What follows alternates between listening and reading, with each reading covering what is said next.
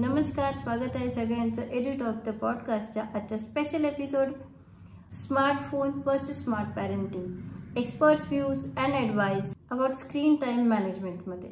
आजच्या आपल्या special guest आहे डॉक्टर रुपाली कुलकर्णी मॅडम. त्यांनी टिळक आयुर्वेद सारख्या नामांकित कॉलेजमधून आपले BAMS MD आयुर्वेदचे शिक्षण पूर्ण केलेले आहे. 12 वर्ष एक यशस्वी आयुर्वेदिक कन्सल्टंट म्हणून त्यांनी मनापासून रुग्णसेवा केलेली आहे. त्यांची 2 मुलं मोठी होत असताना पालकत्वाच्या प्रश्नांनी त्यांना अंतर्मुख केले आणि पॅरेंटिंग आणि लाईफस्टाईल या नवीन प्रांतामध्ये त्यांनी आपला प्रवास सुरू केला. गेल्या 6 महिन्यांपासून त्या पॅरेंटिंग आणि लाईफ कोच म्हणून कार्यरत आहेत.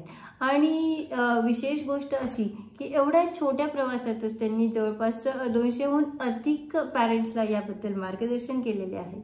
एवढंच नाही तर इंस्टाग्रामवर त्यांचे जवळपास 33,000 पेक्षा जास्त 33,000 पेक्षा जास्त त्यांचे फॉलोअर्स आहेत. मला तुम्हाला सांगायला अत्यंत आनंद वाटतोय की EPH तर्फे त्यांना नुकताच सुपर फॅमिली पुरस्कारानेही सन्मानित करण्यात आलेला आहे.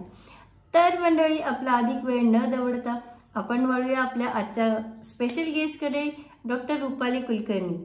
सो नमस्कार रुपाली मॅम, स्वागत आहे तुमचं आजच्या या स्पेशल एपिसोडमध्ये. मला खात्री आहे की आज अनेक पॅरेंट्स जे आपला व्हिडिओ बघतायत आणि त्यासोबतच अनेक जी मुलं आहेत त्यांना सुद्धा यापासून आज खूप काही शिकायला मिळेल. पहिला माझा असा प्रश्न आहे की वाय स्क्रीन? आजकालच्या मुलांना जे आपण म्हणतो की पॅरेंट्स कडनं खूप ऐकलं जातं की मोबाईलचा वापर खूप जास्त प्रमाणात होत आहे. सो वाय स्क्रीन हा सगळ्यात माझा पहिला प्रश्न आहे की मुलांना मोबाईल सगळ्यात जास्त आवडण्यामागचं कारण काय आहे? खरं सांगायचं तर आत्ताची मुलं जन्मालाच आली आहे तंत्रज्ञानाच्या युगात. म्हणजे मुळात जन्माला येताना, ऍक्च्युली जन्माला यायच्या आधी त्यांची ओळख मोबाईल स्क्रीनशी झाली आहे. कशी? जेव्हा बाळ गर्भात असतं, पोटात असतं, त्यावेळी पूर्वी रामायण, महाभारत, काहीतरी आध्यात्मिक वाचलं जायचं, मंत्र, जप, असं काहीतरी शेड्यूल असायचं. आणि हल्ली भले आई गर्भसंस्कार करू देत, पण ते मोबाईलवर असतं. किंवा सिरियल्स आणि बाकीच्या गोष्टी बघणाऱ्या मदर्सचं प्रमाणही कमी नाहीये. मग जसं एकलव्य शिकू शकतो, अभिमन्यू शिकू शकतो की बाबा आईच्या पोटातून येताना चक्रव्यूहात कसं शिरायचं, मग आपली मुलं शिकून येतात स्क्रीन कसं वापरायचं. आणि जन्माला आल्यानंतर पहिल्यांदा काय असतं, फोटो काढायचा आणि सगळ्या नातेवाईकांना पाठवायचं. ही झाली दुसरी ओळख. आणि तिसरी ओळख, जेव्हा मूल मोठं होतंय, बघून आईच्या हातात मोबाईल, बाबा दमून आलेत, काय करतात, मोबाईल, रिलॅक्स होत आहे, किंवा स्क्रीन, टीव्ही. आजी आजोबा थोडा फेरफटका मारून आले, काहीतरी वाजले, स्क्रीन बघणार. इव्हन कामवाल्या बाया सुद्धा असा काहीतरी मोबाईल पकडतात आणि त्यांचं काम चालू असतं. हे सगळं आपल्या मुलांना दिसतं आहे अगदी लहानपणापासून. मग जे आपल्याला दिसतंय त्याच्याबद्दल अट्रॅक्शन वाटणार नाही हे शक्यच नाही. आणि दुसरी महत्वाची गोष्ट की मुलांचे मेंदू जे आहेत आता हल्ली जन्माला येणाऱ्या, ते 2000च्या पुढच्या दशकांसाठी तयार होत आहेत. म्हणजे 2080, 85 यासाठी ते तयार होत आहेत. ते मुळात तसे बिल्ड होऊन येत आहेत. त्यांना सगळं फास्ट हवंय. आपण बघा, मुंबईत जन्माला येणारी जी मुलं असतात किंवा मुंबईत वाढणारी मुलं असतात, ती जनरली फास्ट बोलणारी असतात, फास्ट त्यांचे ऍक्शन्स असतात, कारण ते त्याला हॅबिच्युअल होतात. तसे आपले मुलांचे ब्रेन पुढच्या दशकांसाठी तयार होऊन येत आहेत. त्यामुळे त्यांना फास्ट आवडतं आणि मोबाईल किंवा स्क्रीन मधून त्यांना हे सगळं फास्ट मिळतंय, म्हणून ते स्क्रीनकडे अट्रॅक्ट होत आहे. अगदी अगदी खरं आहे तुमचं. पण हे जे मुलं आपण बघतो स्क्रीनकडे एवढ्या मोठ्या प्रमाणात अट्रॅक्ट झालेले आहेत. लहानपणी असा विषय होता की मुलांना टीव्ही पासून दूर कसं ठेवावं, आणि आज तोच विषय असा बदलला गेलेला आहे की मुलांना स्मार्टफोन पासून किंवा मोबाईलच्या येस. स्क्रीन पासून कसं दूर ठेवावं. तर यासाठी पॅरेंट्सनी काय उपाय योजले गेले पाहिजेत मुलांना स्मार्टफोन पासून ऍक्च्युली बंद तर आपण म्हणू शकत नाही, तर दूर बरोबर. ठेवण्यासाठी काही प्रमाणात काय उपाय केले गेले पाहिजे? सगळ्यात पहिले पॅरेंटिंग मध्ये सगळ्यात महत्वाचा पार्ट असतो रोल मॉडेलिंग. डोळ्यांनी बघणं आणि कानांनी ऐकणं यात जसा फरक आहे, तसं तुम्ही सांगताय मोबाईल ठेव, मोबाईल ठेव, मोबाईल ठेव, आणि मुलगा बघतोय की आई वडील मोबाईल पासून दूर आहे, या 2 गोष्टींमध्ये जमीन आसमानचा फरक आहे. तुम्ही तोंडाने बोलताय, मूल कानाने ऐकते मोबाईल ठेव, पण त्याच्या डोळ्यांना दिसतंय की आई बाबांच्या हातामध्ये मोबाईल आहे प्रत्येक क्षणी, जेवताना, खाताना, पिताना, सकाळी उठल्याबरोबर वेळ पाहायला. एक गंमत सांगू का? हल्ली सगळ्या गोष्टी मोबाईलने रिप्लेस झाल्यात, स्क्रीनने रिप्लेस झाल्यात. कशा? घड्याळाची गरज नाही, रूम मध्ये घड्याळ लावायचंच नाही, उठल्या उठल्या पहिला वेळ बघायचा मोबाईलमध्ये. काही आठवण करायला दुसऱ्या कशाची, नोंदवहीची कशाची गरज नाही, नोटपॅड आहे, सगळ्या गोष्टी तुमच्या मोबाईलमध्ये आहेत. तुमचं काम मोबाईलमधून होतं आहे. सगळ्या हळूहळू गोष्टी रिप्लेस होत आहेत. तुमचे मित्रमंडळी, तुमचं सोशल मीडिया हेच तुमचं मित्रमंडळ असल्यासारखं झालंय. इतकं जर सगळं रिप्लेस होतंय म्हणजे मला तर असं वाटतं कधी कधी की जसे हात, पाय, कान, डोळे वगैरे असतात ना, तसा मोबाईल नावाचा एक अवयव नवीन निर्माण झालाय. अगदी खरंय. आणि जर तुम्हाला खरोखर इच्छा आहे की आपल्या मुलाने मोबाईल पासून लांब राहावं, लांब इन द सेन्स लांब राहणं शक्य नाहीये, कुठल्याच प्रकारे शक्य नाहीये, पण ऍटलिस्ट प्रमाणात असावं किंवा मोबाईल विषयी त्याचं नातं खूप हेल्दी असावं. मोबाईलशी सुद्धा आपलं रिलेशन होते, ते जर हेल्दी असावं असं वाटत असेल तर त्यासाठी रोल मॉडेलिंग हा ऑप्शनच नाही. तुम्ही तुमच्या वर्तनातून दाखवा की yes, mobile is option. Mobile हे साधन आहे सगळ्या गोष्टींसाठी, मोबाईल हे साध्य नाहीये, मोबाईल म्हणजे सर्वस्व नाहीये. तरच मोबाईल पासून आपण मुलांना लांब ठेवू शकतो. अच्छा, आणि पालकांनी मुलांसाठी काही नियम करावेत का, याबद्दल तुम्हाला काय वाटतं? की जसं आम्ही एक टीचिंग फील्डमध्ये असल्यामुळे प्रत्येक गोष्टीसाठी नियम लावण्याची आम्हाला सवय असते. तर पालकांनी या बरोबर. बाबतीत काय नियम लावावे? बेसिकली मोबाईलच्या वापराच्या संदर्भात नियम पहिला असतो वेळेचा. म्हणजे तुमचं मूल कुठल्या वयोगटात आहे यानुसार त्याला किती वेळ स्क्रीन दिली पाहिजे. मी फक्त मोबाईल म्हणत नाही, म्हणजे मी रेकमेंड करतच नाही ऍक्च्युली की तुम्ही मोबाईल द्या मुलांना, पण टोटल स्क्रीन म्हणजे टीव्ही, मोबाईल, लॅपटॉप सगळं राईट. मिळून तर स्क्रीन टाइम एक आपल्याला आयडियल दिला आहे. तो आयडियल म्हणजे या ह्याच्याने दिलाय की बाबा त्या वापरामुळे मुलांना त्रास होणार नाही असा रिसर्च करून तो वेळ देण्यात आलाय. तर जसं 2 वर्षापर्यंतच्या मुलांना no screen time at all. तुम्ही गुगलवर कुठेही सर्च करा, 0 ते 2 या वयोगटातल्या मुलांना स्क्रीन दाखवायचाच नाहीये, त्यांचे डोळे त्यासाठी प्रिपेअरच नाहीये. पण सगळ्यात जास्त म्हणजे गंमत ही सगळ्यात जास्त सवय लागते या वयामध्ये मुलांना. का बरं? मूल जेवतच नाहीये, काय करू मॅडम? थोडा द्यावाच लागतो मोबाईल. खातच नाहीये, सारखंच रडतंय, कामच करू देत नाहीये, मला घरात कामाचा एवढा ढिगारा पडलेला असतो पण हा इतका रडतो की मला द्यावाच लागतो मोबाईल. 0 ते 2 वयोगट, जिथे मोबाईल द्यायचाच नाहीये तिथे 2 ते 3 तास मोबाईल किंवा स्क्रीन मुलाला दिली जाते. टीव्ही सुद्धा स्क्रीनमध्ये का मोडतो माहितीये का? कारण लहान मुलांचे म्हणून चॅनल्स आहेत, पण ते लहान मुलांचं आहे की नाही हे प्रॉपरली बघणं फार गरजेचं आहे. मध्ये एक व्हिडिओ आला होता, या संदर्भात एका ऍक्टरचा व्हिडिओ होता. बॉयफ्रेंड गर्लफ्रेंड एकमेकांशी जशा गप्पा मारतात असा व्हिडिओ, असा कार्टून शो 3 वर्षाचं मूल पाहत होतं. मग आपण कार्टून देतोय मुलांना, ओके, पण त्या कार्टूनमध्ये नक्की दाखवलंय जातं काय हे पण तर बघणं आवश्यक आहे. सो 0 ते 2 वयोगटासाठी नो स्क्रीन टाइम. 5 वयापर्यंत म्हणजे मी 5 या गोष्टीला मी स्वतः मान्य नाहीये, मी त्याला स्ट्रिक्ट नाहीये. 1 तासापर्यंत मोबाईल अलाउड आहे आज गुगल सेज अँड सायन्सेस. पण तरीही मला असं वाटतं की आपण ठरवावं की आपल्याला किती द्यायचं आहे. 1 तासापेक्षा तुम्ही 20च मिनिटं देताय तर असं म्हणू नका की अरे गुगलने 1 तास सांगितलं तर मी 1 तास देणार. नो, जितका कमी ठेवता येईल तेवढा उत्तम. अगदी. म्हणजे आपण इतके आंधळे व्हायला नको की त्यांनी सांगितलंय म्हणून ते दिलंय. ती जस्ट गाईडलाईन आहे की बाबा कमीत कमी, म्हणजे जास्तीत जास्त तुम्ही 1 तास द्या, त्याच्या कमी द्याल तर वेल अँड गुड. आणि त्याच्या पुढचे वयोगट मग तुम्ही त्यांना एंटरटेनमेंट प्लस एज्युकेशन हे दोन्ही पर्पज मिळून, म्हणजे कसं की कोविड नंतर आपले ऑनलाईन टीचिंग असतं किंवा क्लासेस असतात मुलांचे, सो एंटरटेनमेंट प्लस त्यांचं कोचिंग किंवा एज्युकेशन पर्पज हे सगळं मिळून त्यांना 2 तासापर्यंतचा स्क्रीन टाइम अलाउड. मग हे वेळेच्या संदर्भातलं बंधन. दुसरी गोष्ट, काहीही झालं तरी जेवताना मोबाईल द्यायचा नाही. मी आयुर्वेदिक डॉक्टर, एमडी आयुर्वेद आहे, आणि मला हे सांगावंसं वाटतं की मनाचं अन्नमयत्व आयुर्वेदात खूप सुंदर सांगितलंय. मन हे कुणालाही न दिसणारा जो फॅक्टर आहे ना, तो अन्नातून निर्माण होत असतो. आपण जे खातो, जे पितो त्या पद्धतीने आपलं मन बनत असतं, अन्नावर त्या गोष्टीचे संस्कार होत असतात. आपण बघा, शक्यतो मी पूर्वीपासून घरात की कूक ठेवताना 100दा विचार करतो की ती कुठल्या मनस्थितीत बनवेल, कशी बनवेल. मग नको त्यापेक्षा आपणच बनवू, आनंदाने बनवू, गाणे म्हणत बनवू. बऱ्याचदा आपले स्तोत्र म्हणतच पोळ्या लाटायची, हे मला चांगलं आठवतं. बरोबर.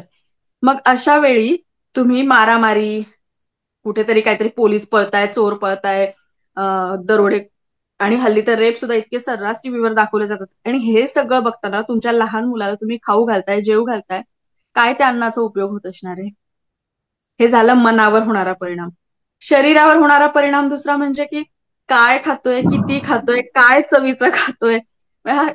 बरेच लोक असे, बरेच मुलं असे की त्यांना सेन्सेस समजत नाही. कशाचा वास येतोय, वास येतोय मला नाही येत, रंग ओळखू येत नाही. का बरं? जे सेन्स आपण छोट्या छोट्या गोष्टीतून त्यांच्या डेव्हलप करत असतो ना, की हे मीठ आहे, हे खारट आहे, हे थोडंसं किंचित खारटकडे चाललीये भाजी, ही गोड झालीये, हे चव त्यांना समजत नाही. ते फक्त टीव्ही मिळतोय आपल्याला म्हणून चालू देत. यातून ओबेसिटी भयानक वाढली आहे.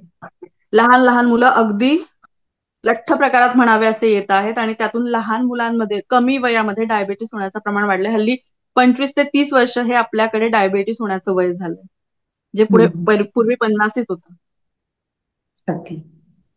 डोळ्याचं ते तर सगळ्यांनाच माहितीये की डोळ्यावर काय परिणाम होतो. मग हे सगळे जेवताना द्यायचा नाही. जेवताना का द्यायचा नाही त्याचे मी तिन्ही गोष्टी तुम्हाला एक्सप्लेन केल्या. दुसरी गोष्ट आहे की झोपताना द्यायचा नाही. स्क्रीनमध्ये ब्ल्यू कलरचा एक लाईट असतो. हल्ली त्याचे चष्मे पण निघालेत, ब्ल्यू कलरचे लेन्स वापरले जातात की बाबा तो लाईट फिल्टर होईल म्हणून. म्हणजे सगळ्यांना माहितीये की ते ब्ल्यू लाईट त्यातून येतो. त्याच्यात एक हार्मोन असतं मेलॅटोनिन नावाचं, की ज्यामुळे तुमची झोप डिस्टर्ब होते. साऊंड स्लीप हे उत्तम आरोग्याचं लक्षण आहे, जी मिळत नाही. कारण काय, रात्री झोपताना आपण जे बघतो ते स्वप्नात दिसतं. स्वप्नात नाही दिसलं तरी डोक्यात ते विचार सबकॉन्शियस माइंडमध्ये कुठेतरी घोळत असतात, आणि त्यामुळे त्याचा परिणाम ते आत झिरपत जातात, मनात जातात, मेंदूत जातात, जे काय जिकडे जातात. पण झोप डिस्टर्ब होते, शांत झोप लागत नाही. त्याचा परिणाम दुसऱ्या दिवसावर होतो, त्याचा परिणाम अभ्यासावर होतो, एकंदर सगळंच डिस्टर्ब होतं. त्यामुळे रात्री झोपण्याच्या आधी 1 ते 1.5 तास अजिबात मुलांना मोबाईल द्यायचा नाही. जेवताना अजिबात मोबाईल द्यायचा नाही, आणि वेळेचं बंधन पाळायचं. या 3 गोष्टी जर बेसिकली केल्या गेल्या, आणि चौथी म्हणण्यापेक्षा ही पहिली सगळ्यात महत्वाची रोल मॉडेलिंग. जर तुम्ही मुलाला म्हणताय नाही नाही झोपायच्या आधी 1 तास मोबाईल बघायचा नाही, आणि तुम्ही मोबाईल घेऊन बसलात, मूल कधीही ऐकणार नाही. सो या 4 गोष्टी केलात ना, तर स्क्रीन पासून तुम्ही मुलांना अतिशय छान पद्धतीने, म्हणजे स्क्रीनचं रिलेशन तुम्ही हेल्दी करू शकता मुलाबरोबर. येस, अगदी करेक्ट. माझा ऍक्च्युली पुढचा प्रश्न तोच होता की आपण हे मुलांबद्दल म्हणतोय की मुलांना पालकांनी काय नियम लावावेत, आणि पालकांसाठी स्वतःसाठी काही नियम असायला हवेत ऍक्च्युली मुलांच्या आधी. तर तोच माझा प्रश्न होता की पालकांनी स्वतःसाठी काय नियम लावावे. तर जसं आता तुम्ही सांगितलं की पहिला नियम, आपण आधी बाळावर रोल झोपायच्या मॉडेलिंग. आधी. दुसरा येस. नियम बाबांसाठी, स्पेशली जे कुणी ही मुलाखत बघणार आहेत, बघत आहेत, त्यांच्या सगळ्यांसाठी मला हे सांगायचंय की बाहेरून येताना तुम्ही दारात असताना त्यावेळी एकदा मनाशी हुकायचं की मी दिवसभर ऑफिसमध्ये होतो, मी बिझी होतो, मी माझ्या कामात होतो, पण आता मी घरात एंट्री करतोय, मी माझे सगळे स्ट्रेस, माझे सगळे कामं, माझा सगळा थकवा मी बाहेर ठेवून जाणार आहे, कारण मी आता मुलांना भेटणार आहे. 8-9 तासाच्या ज्या काही गॅप नंतर मी माझ्या मुलांना भेटणार आहे, मी त्यांना फुल एनर्जीने भेटणार आहे. हे जर पाऊल टाकायच्या आत ठरवलं ना, तर एनर्जीत खूप फरक पडेल. मग मुलांना दिसेल की अरे आपला बाबा मोबाईल नाही बघत आहे, आपला बाबा आल्यावर आधी आपल्याला भेटतोय. एक गंमत सांगते. विचार करा, लहान मुलाने फोन केला बाबांना. बाबा म्हणाले, अरे मी जरा कामात आहे, मी नंतर बोलतो. अरे मी ना जरा मित्रांमध्ये, मी नंतर बोलतो. माझं खूप काम पडलंय, मी तुला नंतर मी ड्राईव्ह करतो, मी तुला नंतर कॉल करतो. संडेला बाबा घरी आहे, मुलाबरोबर खेळतोय, समोरून ऑफिसचा किंवा मित्राचा फोन आला. बाबाने काय सांगायला पाहिजे? बाबाने सांगायला पाहिजे मी आता माझ्या मुलासोबत आहे, आपण नंतर बोलू. हे जेव्हा मुलगा बघेल ना, तेव्हा तो जेव्हा एक 10-12 वर्षाने मोठा होईल, टीनेजर किंवा प्री टीनेजर एज ग्रुपमध्ये असेल, कॉलेजला जाईल, या मुलांमध्ये हल्ली खूप फॅड आहे की नाईट आउट्स करायच्या, मित्रांबरोबर चिल करायचं, पबला जायचं. म्हणजे ही गोष्ट कुठेही आता खेड्यापाड्यापासून सगळीकडे पसरली आहे. मग अशा वेळी समोरून मित्रांचा फोन आला तर हा मुलगा सांगेल नाही मी आता आईबाबांबरोबर आहे, आपण उद्या भेटू. हे संस्कार तुम्हाला उद्या मुलात हवेत तर तुम्हाला आज काम करावं लागेल. ती म्हणजे पालकांनी आधी स्वतःसाठी हे नियम घालून घ्यायला हवेत, तेव्हा आपण मुलावरती नियम लावू शकतो स्मार्टफोन किंवा स्क्रीन टाइम. पॅरेंटिंग हा फक्त आणि फक्त पेशन्सचा विषय आहे. म्हणजे तुम्ही स्वतःवरती कंट्रोल ठेवा, संयम ठेवा आणि खूप दिवस सातत्याने कन्सिस्टंटली हे काम करा. म्हणजे आज मी असं वागलं आणि उद्या माझ्या मुलाने लगेच तसं वागलं पाहिजे हे पॉसिबल नाही. तुम्ही वर्षानुवर्ष कराल तेव्हा झाड लावलं की उद्या आपण बघत नाही की त्याला फळ कुठलं आलंय आणि कसं आलंय. ते झाड वाढायला खूप वेळ द्यावा लागतो. मग तशी आपली मुलं आहेत, खूप लहान आहेत, खूप वेळ द्यावा लागणार आहे कन्सिस्टंटली. तेव्हा कुठे तुम्हाला असं वाटेल की नाही आपण मुलांना उत्तम घडवलंय. आपण असं बघतो की बऱ्याचदा पालक सांगतात की ऐकतच नाही मुलं आमचं, मोबाईल मागितला आणि आम्ही नाही दिला तर ते अजिबात ऐकत नाही. नाहीच जर अगदी पॅरेंट्सनी काही पालकांनी ठरवलं की नाहीच द्यायचा तर मुलं अस्वस्थ व्हायला लागतात, चिडचिड करायला लागतात, मोबाईल नाही हातात मिळाला तर ही जे मुलं अस्वस्थ होतात, चिडचिड करतात, यासाठी पालकांनी काय करायला पाहिजे. हा प्रश्न माझ्यासाठी खूप महत्वाचा मला याच्यासाठी वाटतो की मी स्वतः हा प्रश्न खूप वेळेस फेस करते. तर काय करायला पाहिजे ह्यासाठी पालकांनी. ऍक्च्युली यातला एज ग्रुप फार मॅटर करेल. कुठल्या एज ग्रुपसाठी ते काम करताय ही गोष्ट फार महत्वाची आहे. म्हणजे अगदी छोटे मुलं 1-2 वर्षाचे काही केल्या तोंडच उघडत नाही, आपण घास इथपर्यंत नेतोय पण मोबाईल ऑन करत नाही, नाही मग मी खाणार नाही, असं जर पवित्र असेल तर पूर्णपणे दुर्लक्ष करा. तू कितीही रड, तुला मोबाईल मिळणार नाही.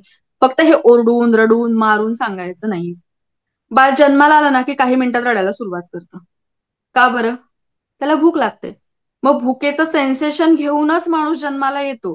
तसं तुमच्या मुलाला भुकेचं सेन्सेशन होईल, आत्ता नाही होणार, थोडा निग्रह करेल, अजून एखाद दिवस खाणार नाही, खूप त्रास देईल, तेवढं सहन करायची ताकद ठेवा. एकदा त्याला कळालं की आपली आई नाही म्हणजे नाहीच देत, आपण कितीही नाटक केलं तरी आपल्याला मिळत नाही, की ते मूल तिसऱ्या दिवशी आई तू जाऊ दे बाई मोबाईल नाही देत असं म्हणून का होईना मुकाट्याने खाणार. सो पॅरेंट्स काय करतात, घाबरतात. अरे दिवसभर याने काही खाल्लं नाही, मग जाऊ दे थोडा वेळ मोबाईल. इथं तुम्ही बाउंड्री सेटच करत नाही आहात, तुम्ही तुमचेच नियम मोडत आहात. मग मूल कसं ऐकेल. तुम्ही आज जर 2-3 तासाचे कष्ट घेतले ना ते सगळे मातीत मिळाले जर तुम्ही कन्सिस्टंटली त्यात फिक्स राहिला नाहीत, तुम्ही फर्म राहिला नाहीत तर. 1-2-3 दिवस 8 दिवस तुम्हाला त्रास होईल. पण अशा मुलांचा मोबाईलचा हट्ट जेवतानाचा म्हणा किंवा एका विशिष्ट प्रसंगाचा तो तुम्हाला या पद्धतीने बाउंड्री सेट करून मोडता येऊ शकतो. त्यापेक्षा मोठी मुलं आहेत की ज्यांना खूपच जास्त सवय झाली आहे, त्यांना आपण सांगून फरक पडणार नाही. फॉर एक्झाम्पल की ज्यांचं अंडरस्टँडिंग स्वतःचा मेंदू डेव्हलप झालाय, साधारण 7 वर्षाची वगैरे म्हणून, त्यांना तुम्ही कितीही सांगा तुमच्या तोंडाने फरक नाही पडणार. त्यांना कोणाचा उपयोग होणार, त्यांना गुगलचा उपयोग होणार, त्यांना युट्यूबवरच्या व्हिडिओचा उपयोग होणार, कारण त्यांना आपल्यापेक्षा ते जवळचे वाटायला लागलेले असतात.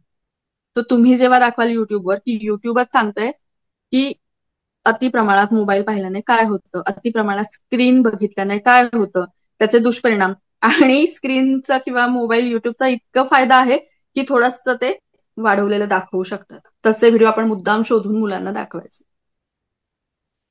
हे जेव्हा त्यांच्या डोक्याला सारखं आपण बंबार्डिंग करू की बघ काय होतंय, तू विचार कर काय होतंय, हा एक टाईप झाला. आणि तिसरा महत्वाचा गोष्ट म्हणजे की त्याची चिडचिड होतीये, खूप जास्त त्याचा अभ्यासात लक्षच लागत नाहीये, आणि हे जे आहे ना नैराश्य येत आहे मोबाईल नाही मिळाला तर, अस्वस्थपणा येतोय, हातपाय हलवायचे, वस्तू फेकायच्या, काहीतरी अस्वस्थपणा, हे व्यसनाधीन झाल्याचं लक्षण आहे, स्क्रीन ऍडिक्ट. आणि हा प्रमाण हे पण प्रमाण सध्या खूप वाढलंय स्क्रीन ऍडिक्शनचं. अशा मुलांना काय करायला लागतं, प्रोफेशनल हेल्प घ्यायलाच लागते. जे कोणी डॉक्टर्स आहे, यावर काम करणारे संस्था आहेत, त्यांच्या मदतीने ही सगळी सोडवता येते. अशा वेळी आपलं काम आहे की पालक म्हणून आपण त्यांच्या सोबत असणं. ठीक आहे, आपल्याला मोबाईलची सवय सोडायची आहे ना, आपण दोघं मिळून प्रयत्न करू. हे जे दुष्परिणाम दिसत आहे, हे जे सगळं होतं ना ते स्क्रीनमुळे होतंय, तू घाबरू नकोस. आणि अशा वेळी आपण त्यांच्यावर चिडायचं नाही, रागवायचं नाही, ओरडायचं नाही, कुठलंही प्रेशर आणायचं नाही, कारण ते ऑलरेडी एका समस्येशी झुंजत आहेत. त्यांचं द्वंद्व होत आहे, पण त्यांना ते जसं दारुडे लोक आहेत सेम प्रकारे की सोडाविषयी तर वाटतीये पण सुटत नाहीये सवय. मग अशा वेळी त्यांना सपोर्टची गरज आहे. मग अशा वेळी तुम्ही जे करायला पाहिजे होतं वेळेत पालक म्हणून ते केलं नाहीये ना, मग आता तुम्हाला ओरडायचा, रागवायचा, चिडायचा हक्क नाहीये.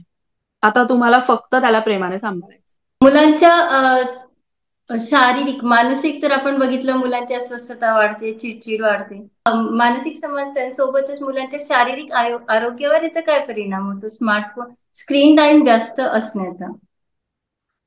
मी मगाशी सांगितल्याप्रमाणे आपण काय खातोय कळत नाही. अति खाण्यामुळे लठ्ठपणा वाढला आणि लठ्ठपणा वाढला की तुमची क्रिएटिव्हिटी कमी होते. मूल खेळायला जात नाहीये. स्क्रीनचा इतका ऍडिक्ट झाला की त्याला स्क्रीन सोडून खाली मित्रांमध्ये खेळायला जावं, काहीतरी करावं असं वाटत नाहीये. त्यामुळे ओबेसिटी वाढतीये. त्याचबरोबर डायबिटीस आणि हायपरटेन्शन हे ओबेसिटीचे मित्र आहेत. लहान मुलं आता प्रत्येक घरात थायरॉइड तर इतका कॉमन आहे की घरोघरी आहे. ते सर्कल आहे. म्हणजे लठ्ठपणा वाढला म्हणून थायरॉइड आणि थायरॉइड आहे म्हणून पुन्हा लठ्ठपणा, हे सर्कलमध्ये चालू होतं. आणि सगळ्यात महत्वाची गोष्ट आहे की तुमचा मेंदू, तुमच्याकडे इन्फॉर्मेशनचं बॉम्बार्डिंग होते. खूप इन्फॉर्मेशन. तुम्ही जे स्क्रीन बघताय इतके फास्ट, हा रील झाला की तो रील, हा व्हिडिओ झाला की तो व्हिडिओ, काहीतरी पटकन कुणीतरी येते, कुणाला तरी मारताय, काहीतरी करते. इतके मुलं गुंगलेले असतात आणि इतकी त्यातून इन्फॉर्मेशन घेतात की फक्त जमा होतीये. जसं आपण खातोय आणि फॅट जमा होते, त्याच्यावर प्रक्रिया होतच नाहीये. मग त्या माहितीचं करायचं काय हे मुलांना माहितीच नाहीये. याला आम्ही म्हणतो इन्फॉर्मेशनची ओबेसिटी. आणि त्यामुळे ब्रेन काम करेनासा होतो, इनॅक्टिव्ह व्हायला लागतो. लहानपणी बघा, आपण शाळेत असताना तुम्हाला आठवत असेल, तुम्ही दिले असतील विषय कधी, टीव्हीचं कोकण चालेना डोकं म्हणून विषय असायचा. वक्तृत्व स्पर्धेत म्हणा, निबंधाला हो. म्हणा. तसं झालंय की स्क्रीन इतकी आली आहे की डोकं चालेनासं झालं. अच्छा, ही जी तुम्ही आता जे टर्म यूज केली की इन्फॉर्मेशनची ओबेसिटी, ही खरंच ओबेसिटी. मला खूप आवडली. म्हणजे आवडली इन द सेन्स की खरंच खूप हे जे कन्सेप्ट मला खूप म्हणजे छान प्रॉपर वाटते या संदर्भामध्ये. म्हणजे कसं आहे की अन्न आपण खातो ना, त्यावर प्रोसेसिंग होणं महत्वाचं असतं. तसं तेच इन्फॉर्मेशन ते. घेतोय, पण ती पचनी तर पडायला पाहिजे की पचनी एक्झॅक्टली आहे पडायला. काय. अगदी. नुसतीच घेऊन त्याचा उपयोग काय करायचा हे मुलांना माहिती नाहीये. तर हे जसं आपण आता बघतोय की या मोबाईलच्या योग्य वापरासाठी कुटुंबाचा एकत्रित असा काही प्लॅन असावा असं तुम्हाला वाटतं का, की त्यामुळे काही फरक पडेल यामध्ये? त्यामुळे खूप फरक पडतो. म्हणजे मला आठवतं, मी लहान असताना आमच्याकडे रात्री आम्ही सगळेजण एकत्र, आमच्याकडे असं नव्हतं की बॅन होता टीव्ही, पण कुठला कार्यक्रम बघायचा, कुठलाही बघायचा असेल तर तो आम्ही एकत्र बसून बघायचो. म्हणजे माझे आई, बाबा, दादा, आम्ही सगळे एकत्र असायचो. आणि त्यावेळी सुरभी नावाचा कार्यक्रम असायचा जो आम्ही सगळे अतिशय आवडीने बघायचो. किंवा रविवारचा पिक्चर, मराठी मूवी. आठवडाभर वाट बघावी लागायची, तेव्हा रविवारी संध्याकाळी पिक्चर बघायला मिळायचा.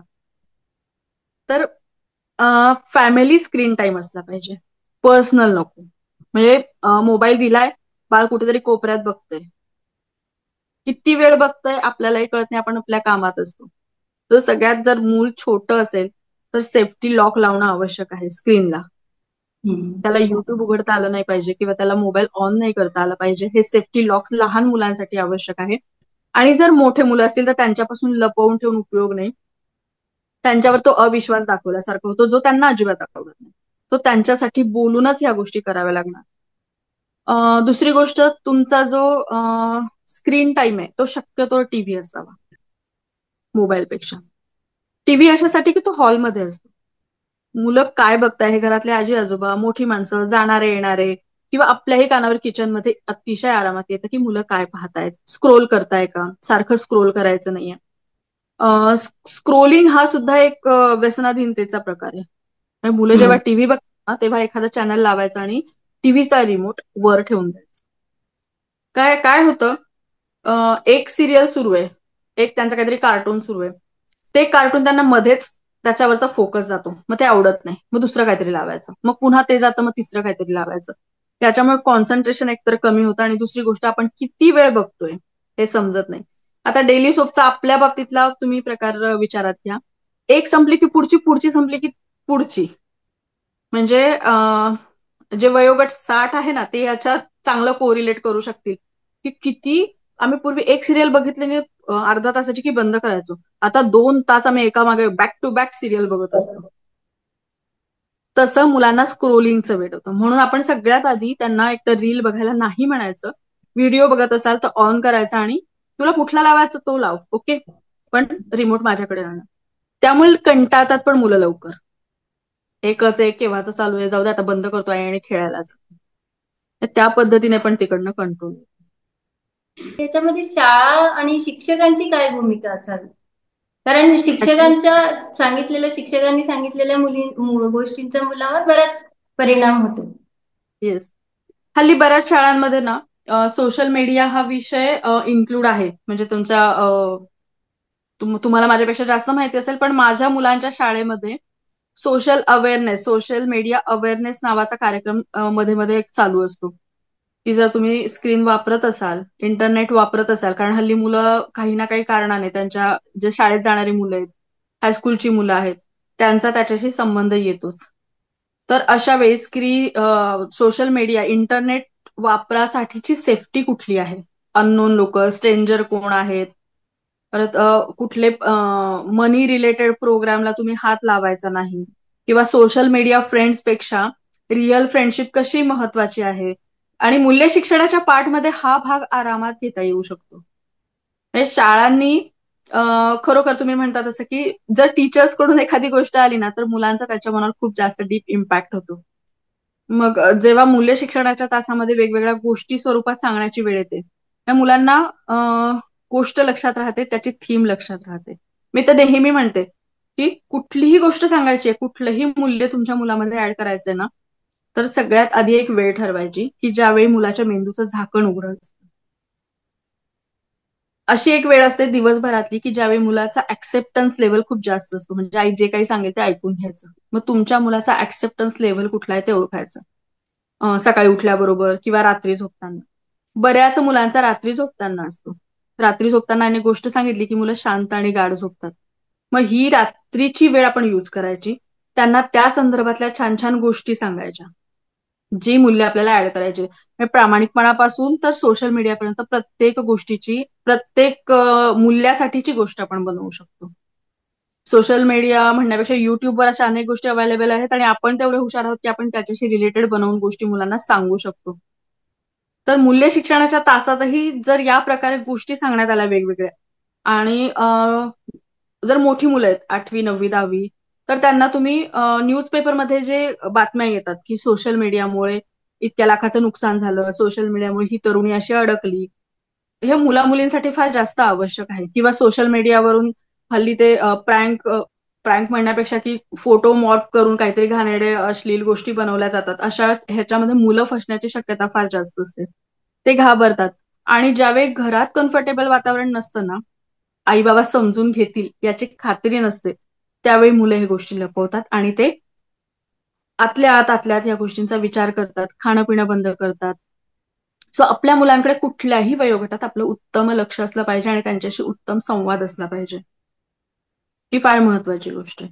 म्हणजे काही जरी कुठे जरी झालं तरी ते मुलाच्या वागण्यातून आपल्याला लक्षात आलं पाहिजे, आणि त्याच्याशी रिलेटेड काय घडलंय हे आपल्याला संवादातून विचारता आलं पाहिजे. तेवढं मनमोकळेपणे त्याने आपल्याला सांगितलं पाहिजे.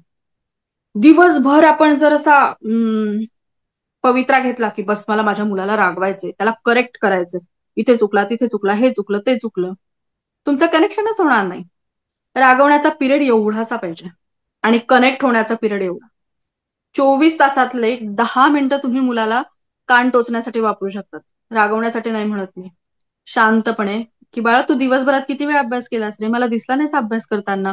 एवढं म्हणलं तरी मुलांना पुरेसं असतं. दरवेळी तू अभ्यासच करत नाही, अक्कलच नाही तुला, ही अशी भाषा वापरली तर तुमचं कनेक्शन होणार नाही. नॉट ओनली अबाउट स्क्रीन, पण प्रत्येक गोष्टीसाठी कनेक्शन महत्वाचं आहे. शिक्षकांची भूमिका महत्वाची आहे, आणि शिक्षकांनी हे केलं तर मग आयांचं काम थोडंसं सोपं होईल.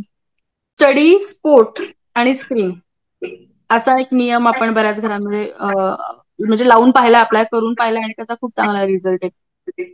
शाळेतून आला एक 10 मिनिटं स्क्रीन पाहिली, इट्स ओके. त्यानंतर तुझा स्टडी कंप्लीट करायचा, तुझा स्पोर्ट्स टाइम कंप्लीट करायचा, आणि मगच तुला संध्याकाळचा टीव्ही. तुम्ही टीव्ही देताय अर्धा तासाचा, ओके, तो ब्रेक करा. 15 मिनिटं आधी, 15 मिनिटं नंतर. 15 मिनिटं आधी यासाठी की खरोखर बऱ्याचदा मुलं शाळेतून आले की त्यांना अभ्यास करण्याचा किंवा कुठल्याही गोष्टी करण्याचा मूड नसतो. It's okay, accept it. कारण मुलांच्या मानाने त्यांचा अभ्यास खरंच जास्त आहे. आपल्या वेळपेक्षा आपण कंपॅरिझन केली तर बापरे, असं मला सुद्धा बघायला होतं. सो इट्स ओके, थकून आले, त्यांना 10 मिनिटं रिलॅक्स व्हायचंय, बघू देत, 15 मिनिटं बघू देत. त्याला अर्धा तास दिलाय ना आपण, 15 मिनिटं आधी देऊयात.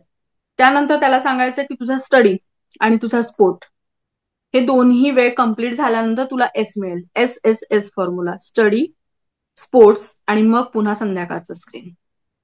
संध्याकाळचं स्क्रीन झालं की तुझं जे काही आहे रुटीन, शुभम करोती म्हण, पुन्हा थोडा वेळ खेळ, दप्तरभर जे काय करायचं ते कर, पण पुन्हा मध्ये स्क्रीन नाही. आणि बऱ्याच घरांमध्ये एकच मूल असतं, एकच भावंड असतं. सो अशा वेळी काय होतं, पेट, पॅरेंट कुणीतरी त्याला वेळ द्यायला पाहिजे, कुणीतरी त्याला साथ दिली पाहिजे. अदरवाईज त्याला पुन्हा स्क्रीनच पुरते. अगदी खूपच छान. आम्हाला बऱ्याच न्यू कन्सेप्ट आज तुमच्याकडून कळायला, जसं आता सांगितलं तसं SSLची इन्फॉर्मेशन ओबेसिटीची, जी मला खरंच खूप आवडली. अशा खूप सगळ्या न्यू कन्सेप्ट पण मला आज बघायला मिळाल्या तुमच्याकडनं. एक शेवटचा आमचा फक्त प्रश्न, की हे सगळं आतापर्यंत तर आपण पालकांसाठी सांगितलंच आहे, पण एक छोट्या एक वाक्यामध्ये पालकांसाठी एक खास असा सल्ला स्क्रीन टाइम मॅनेजमेंट बद्दल असा काय देता येईल? शेवटी जाता जाता मला पालकांसाठी एवढंच सांगावंसं वाटेल की आरशामध्ये आपण स्वतःची प्रतिकृती बघतो ना, तर त्याऐवजी आरशातल्या प्रतिकृतीच्या ऐवजी आपण तिथे आपल्या मुलांना बघितलं पाहिजे. जे काही आपलं चित्र आहे ना, तेच फक्त मुलं आहेत. तर तुम्ही जे वागताय, जे खाताय, जे पिताय, तेच सगळं मुलं ब्लाइंडली फॉलो करणार आहेत. मुलं आपली नक्कल करतायत. मग आपण स्वतःला अशा उंचीवर न्यायला हवं की मुलं आपली नक्कल करतील, तेव्हा आपल्याला प्राऊड फील केलं ना, तरी पॅरेंटिंग उत्तम होईल, रिस्पॉन्सिबल होईल. अगदी मॅम, खूप छान वाटलं तुमचे सगळे विचार ऐकून आम्हाला. आणि आय होप, नाही मला खात्रीच आहे की पॅरेंट्सला सुद्धा आज ह्याच्यातून खूप काही गोष्टी शिकायला मिळाल्या, ज्या ते फॉलो करू शकतील अशा अगदी सोप्या शब्दामध्ये आणि सोप्या पद्धतीने, की जे ते खरोखर प्रॅक्टिकली अंमलात आणू शकतील. आणि जे काही मुलं पण ह्या व्हिडिओ आपला जे आजचं मुलाखत बघत असतील, त्यांना सुद्धा बऱ्याच प्रमाणात बऱ्याच गोष्टी कळतील. I hope so. आणि खूप खूप धन्यवाद मॅडम तुमचे, की तुम्ही आज आमच्या शो मध्ये आलात आणि मुलांना गाईड केलं एवढ्या सुंदर पद्धतीने. खूप खूप धन्यवाद. धन्यवाद. धन्यवाद.